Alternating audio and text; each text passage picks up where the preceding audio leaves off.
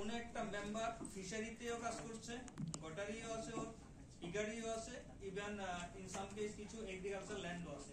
তো সেই ক্ষেত্রে যেহেতু পিজি প্রমোশন আমাদের প্রত্যেকটা ভার্টিক্যালে আছে, আমরা কোনটাতে কি করব, কতজন করে মেম্বার যে আমাদের দেওয়া আছে 20 মিনিমাম, তো সেই ক্ষেত্রে একটা সমস্যা হচ্ছিল। নেক্সট হচ্ছে এটা সম্ভব হবে কিনা, সবার সঙ্গে কোহেসিভনেস থাকবে কিনা। থার্ড হচ্ছে ইন্ডিভিজুয়াল ফাইনান্সিয়াল বেনিফিট। তো এখানে যেহেতু এটা কালেকটিভলি কাজ করা, তো প্রত্যেকে চায় যে আমি আমার কাজটাকে যাতে ইন্ডিভিজুয়ালি করতে পারি। তো সেই ক্ষেত্রে যে এখানে কোনো ইন্ডিভিজুয়াল ফাইন্যান্সিং এর ম্যাটার ছিল না।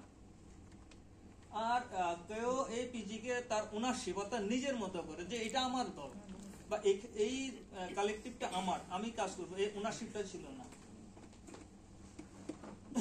এরপর হচ্ছে how to address the same.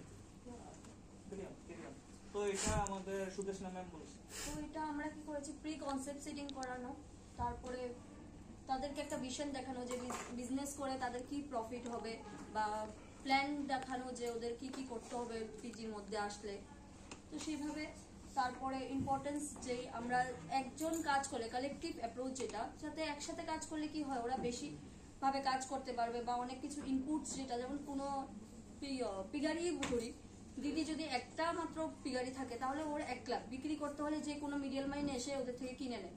যখন ওরা কালেকটিভলি করবে তখন তো ওদের কাছে অনেকগুলা পিগারি হবে, তখন ওরা এক জায়গাতে গিয়ে সেল করতে পারবে বা একটা মার্কেট প্রাইস ফিক্সড করতে পারবে। তো সেই জিনিসগুলো বোঝানো হয়েছে। তো নেক্সট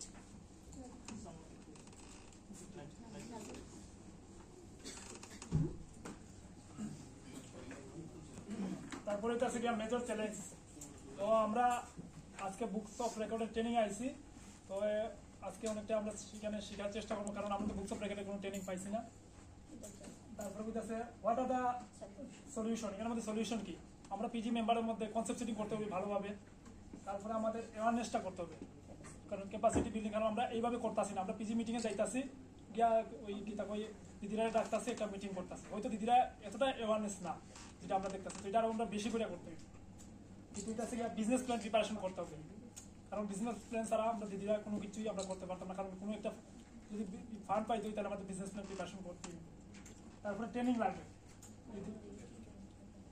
কারণ দিদিদের এই ব্যাপারে অনেকটা নলেজ কম আছে। তো আমরা যদি ট্রেনিং দেই, যেমন আমরা বেসিক্স আছে এরকম যে প্রজেক্টগুলো লাইন ডিপার্টমেন্ট, তো বিভিন্ন ডিপার্টমেন্ট থেকে যদি আমরা তাদের ট্রেনিং দিই তাহলে অনেকটা প্রোগ্রেস হবে তাদের মধ্যে, বা অনেকটা অ্যাওয়ারনেস হয়ে যাবে। স্কিল ডেভেলপমেন্ট, কারণ দিদিদের স্কিল এতটা নাই, এর জন্য আমাদের ট্রেনিং তো খুব প্রয়োজন। আর কনভার্জেন্স করতে হবে ডিপার্টমেন্টের সাথে, কারণ কনভার্জেন্স করলে আমরা অনেক ফ্যাসিলিটি এখান থেকে পেয়ে যাবো, বা দিদিরাও অনেকটা সুবিধা হবে। Thank you.